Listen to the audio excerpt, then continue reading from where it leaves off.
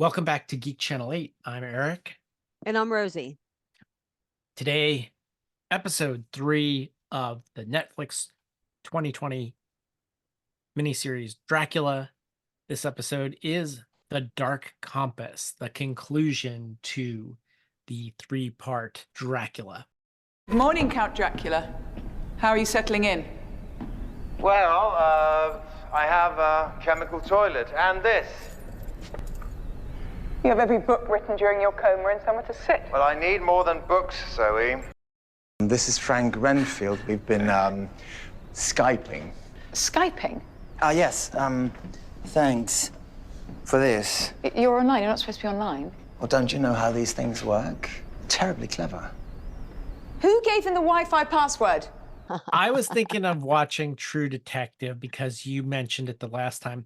And I went online and I was like, I watched 3 episodes of True Detective and it didn't connect with me.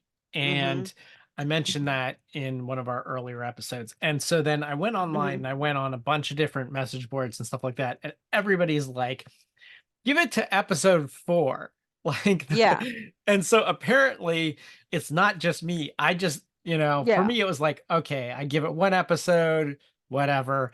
All right, I'll give it 2 episodes, but it's like 3 strikes, you're out kind of thing with me. And apparently with True Detective, I guess it's supposed to be 4 strikes. And Yeah, give it 4. It's worth sticking it out. Each season is different. So there are like 4 seasons out there. Each one has its own personality. It has its own group of detectives. It has its own storyline. But you will notice that sometimes they call back to a previous season or previous detectives that were featured on the show.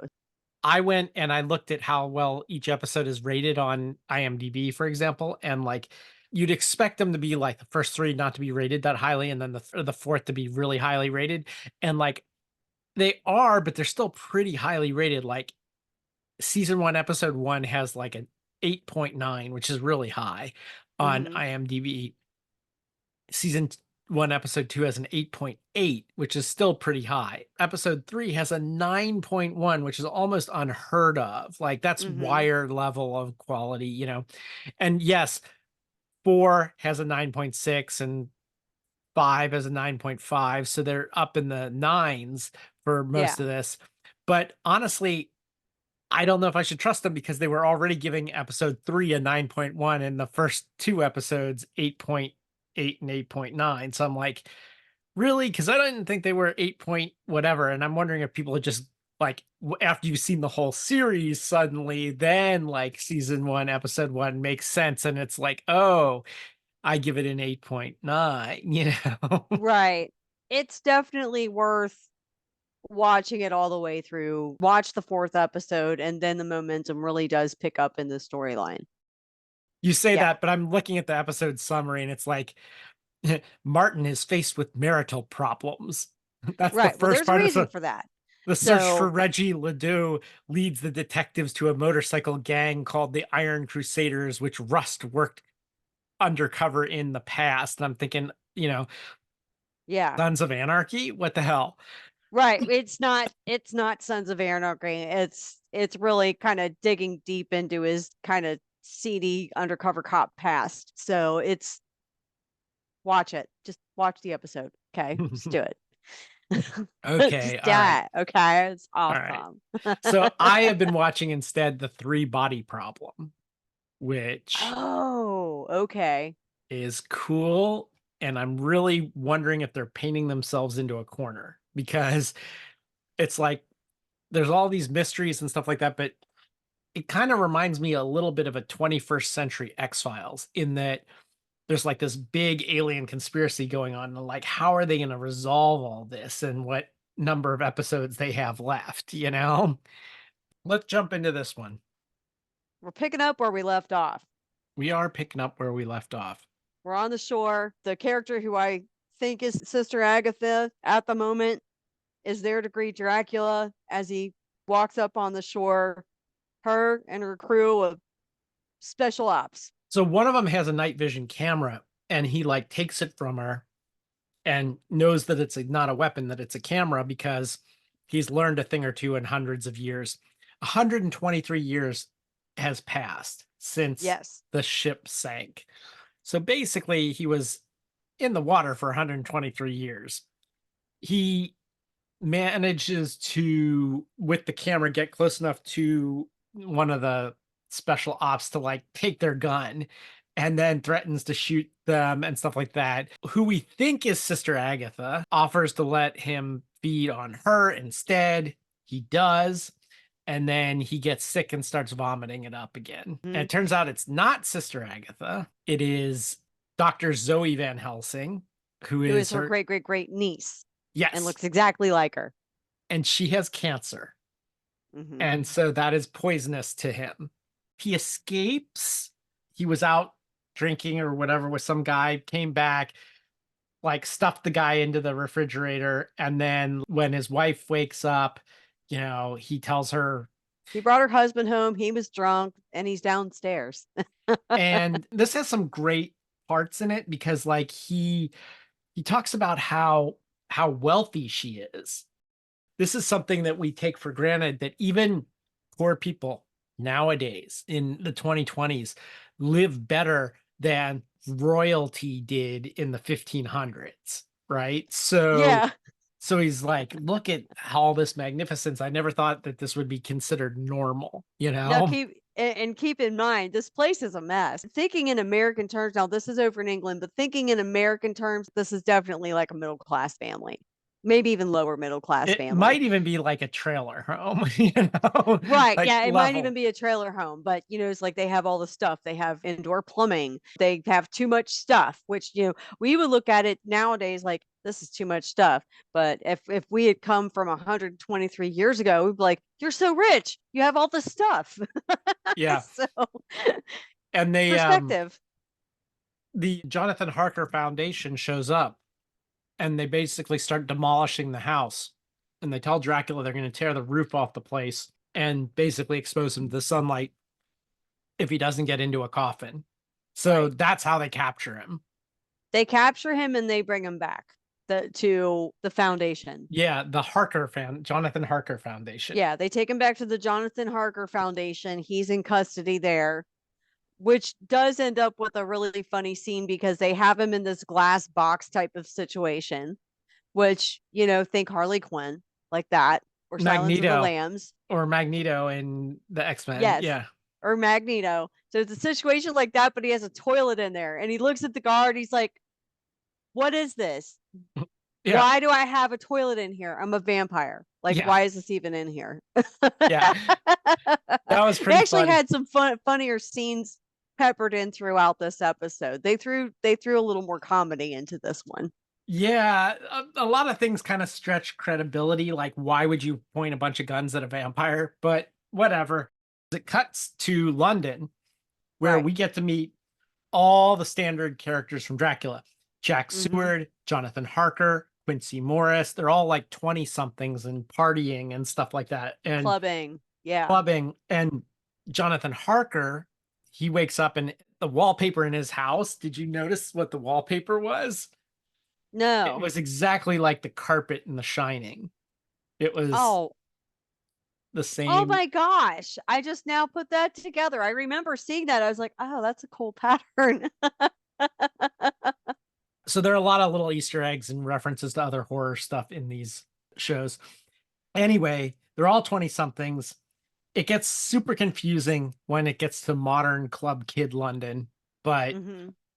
there is a Lucy Westenra in this, and she's like the popular girl, and like all the guys like her. At some point, Harker gets called to the foundation, and he gets in a car and goes to the foundation named after him or after his great grandfather or something. He did that because Lucy got engaged that night, right? Yes.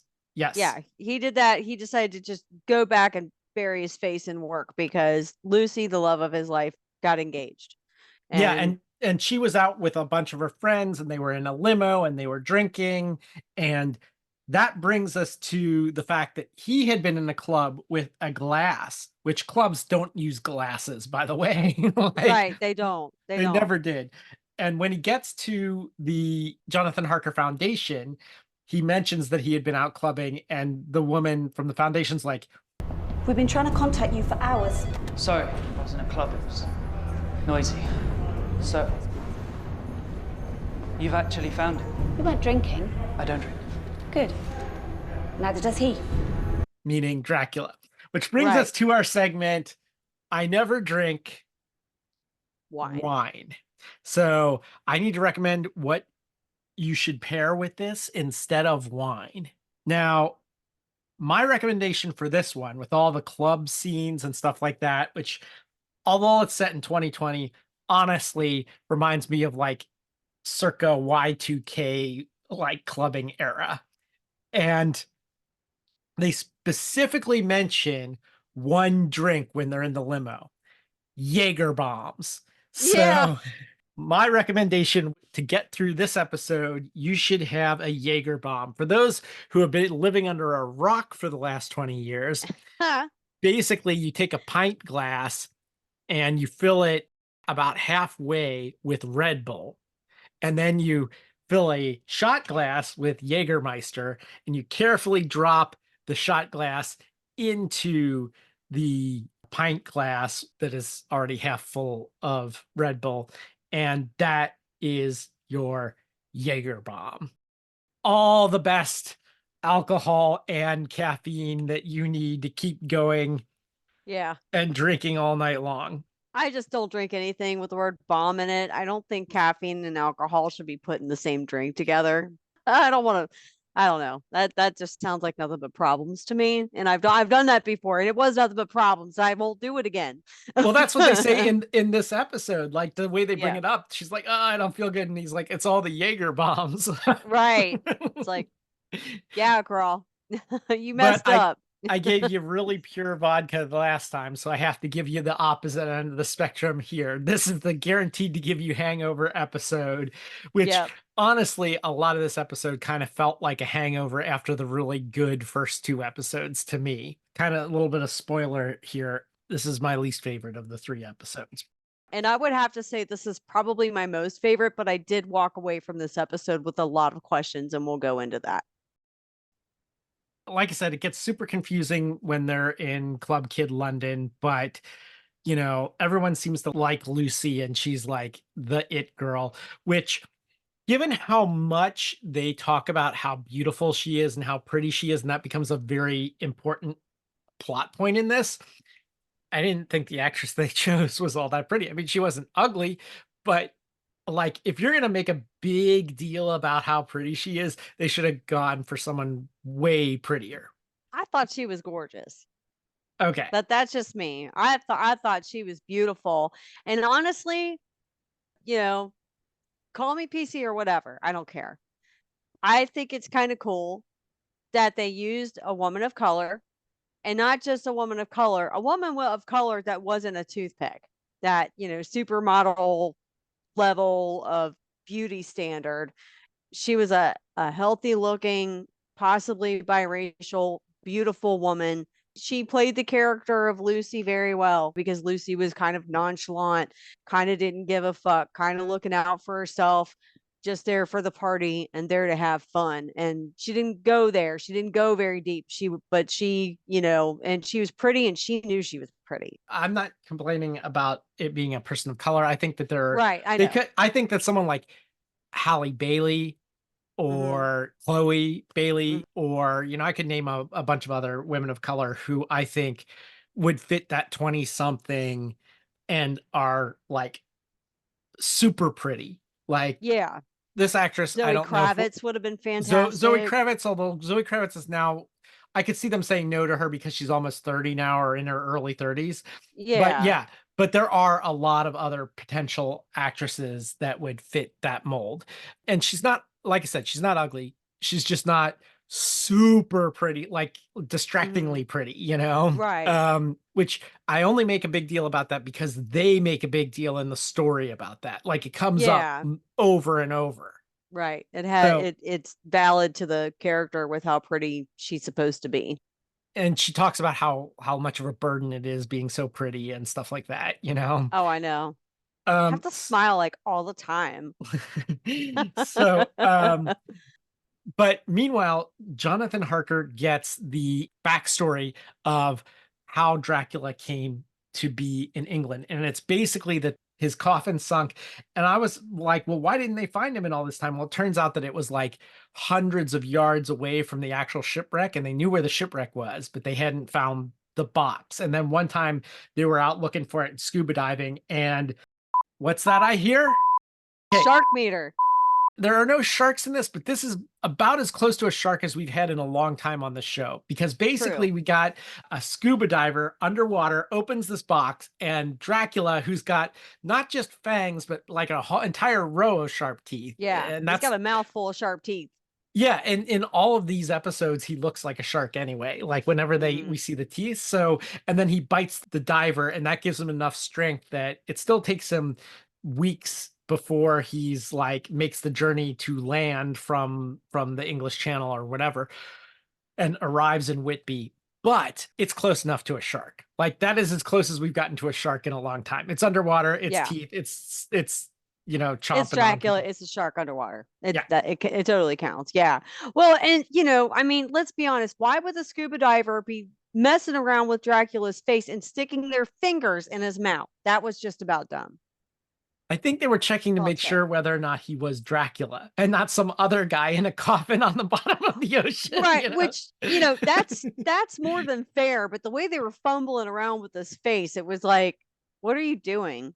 Just lift his lip up like you would a regular animal, but yeah. I think it's one of the problems that this episode has in a lot of things, where it's kind of like this episode of all 3 episodes is the one you can't like question too much, because there's not a lot of good answers to things in this one. Yeah. That, like I said, I walked away from this episode with a lot of questions, and we'll go into that.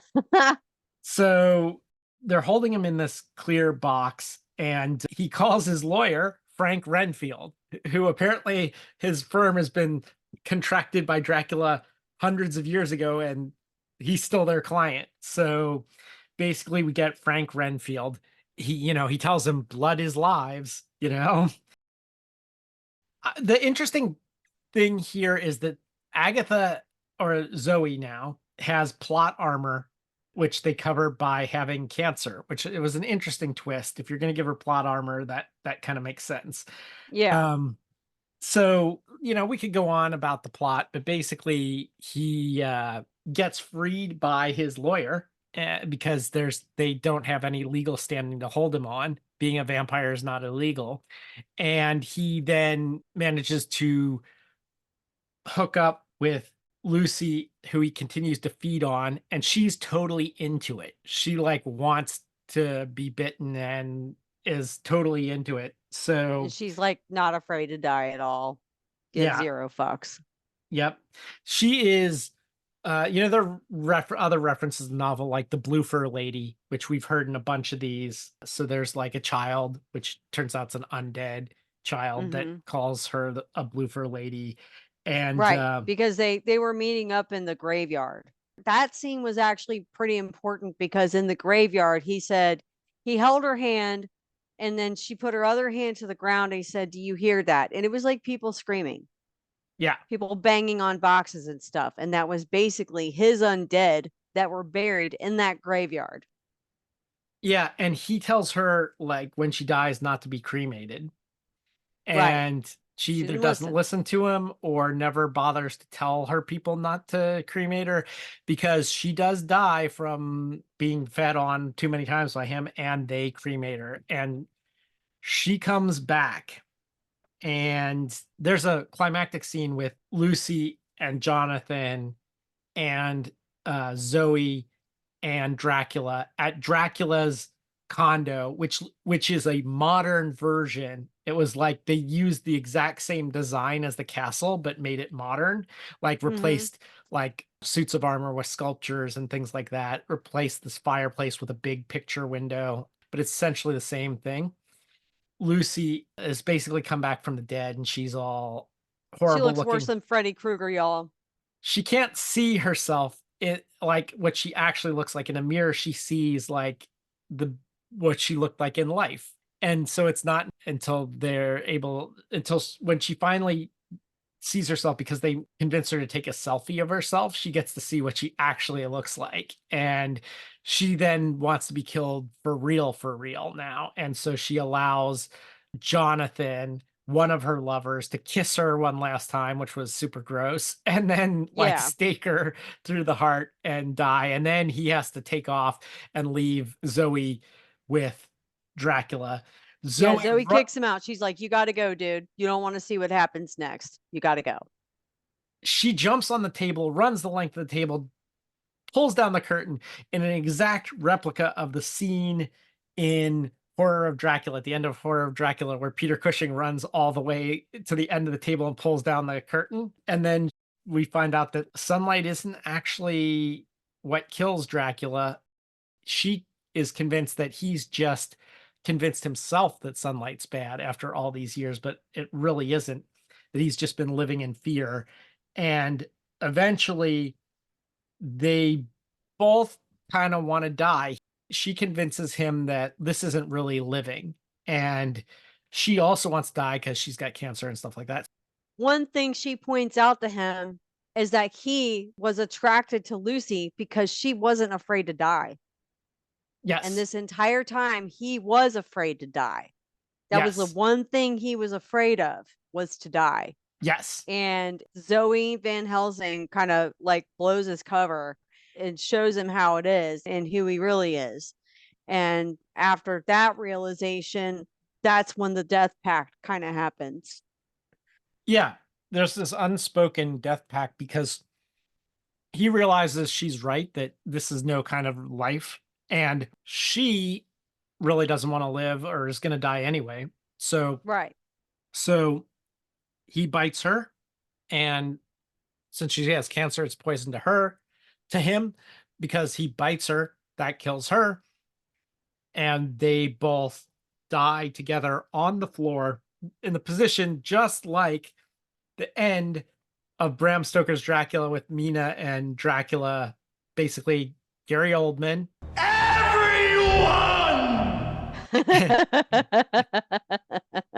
Six And Degrees Gary Oldman. and Winona Ryder.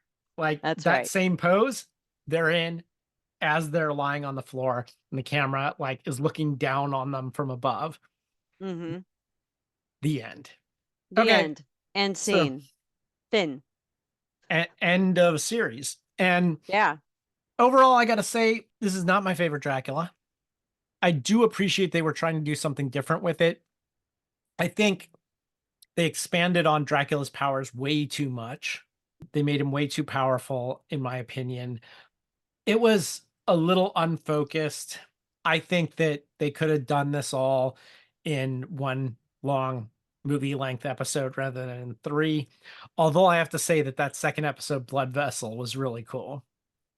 I give it a like a B. It's not my favorite. It's not an A or an A plus, you Mm-hmm. know, but it's not terrible either.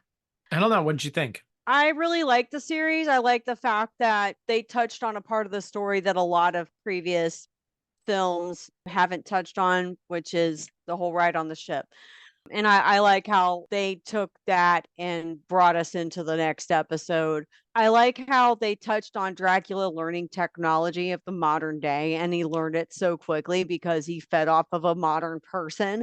And so one of the quotes that he had was, "Everything is delivered to you, even food." And then he looks through a dating profile. I meant to mention that part. Yeah. Yeah, he's like, everything is delivered to you, and you're thinking he's gonna be looking at like Uber DoorDash or Eats or something, and it's something, and like it's like, Tinder. which, that was how Lucy found Dracula too. They cut to that like after she was engaged and they were riding home after too many Jaeger bombs. What's she doing? She's flipping through a dating profile and comes across him. you know I just thought that was so funny. And then there was another quote that I really liked that they used a couple of times: "Death is the last unprinted snow." Oh yeah. Yeah, it was neat how they used that quote and tied it into the story. Yeah, I'm glad you brought those two things up because I wanted to mention those. And also, "Killing is competition, mercy is disrespect." That was an interesting Dracula quote. Yeah. Mercy is Yeah, disrespect. I could use that in roller derby. Yeah. So there's a reference to Dracula AD 1972, which was the first modern day Dracula film, supposedly, is one of the Hammer horror Dracula films. One thing we didn't touch on is when she gets the vial of blood from Dracula and then she drinks it. Like after she drank it, I was like, they couldn't leave a sample to at least study. She drank the whole damn thing. Yeah. Which was, because in the film he's like, I've given you everything you need to know is in the blood. You just have to know how to study it. That quote ran through her head, and that's when she's like, oh yeah, I gotta drink it. And that's when she drank the blood and learned even more about him. I knew that was going to happen. As soon as she pulled it out, I'm like, she's going to drink Dracula's blood. So again, Yeah. we have Van Helsing, because she's essentially Van Helsing using Dracula's blood to try to prolong her own life, which is similar to what happened in Dracula 2000 with the leeches, and Mm-hmm. where Van Helsing was injecting Dracula's blood, which he harvested via leeches. It was interesting though, because it didn't stop the cancer. Like she actually got sicker after that and ended up in the hospital. Yep. There's also supposedly a reference to the TV show Angel, Oh, I never where saw that one. Angel is stuck in a long sleep underwater in a box. So there's that. There's supposedly some references to some other modern horror films, but we won't spoil it. You guys can find those yourself. Yeah, if you Uh, find those yourself after you've listened to the episode, post in our group on Facebook, Geek Channel 8. Let's talk about it. all right. With that said, if you want to write to us something longer, you can do that in an email to GC8podcast, letter G, letter C, number 8 podcast at gmail.com. And we're asking this year everybody to tell 2 people about the show. 2 people. So, 2 people. Spread the word. That's the only way we can really get out, because we can't compete with like every celebrity. You name a celebrity, I guarantee you they have a podcast or they had one. So we can't compete with all these celebrities in terms of like their amount of fans and stuff like that just crowd out all the normal people podcasting like us.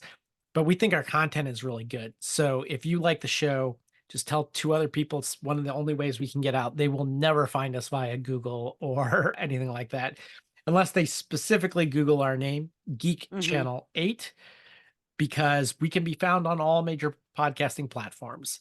That's true. Until next time, this is Eric, And this is Rosie. signing off.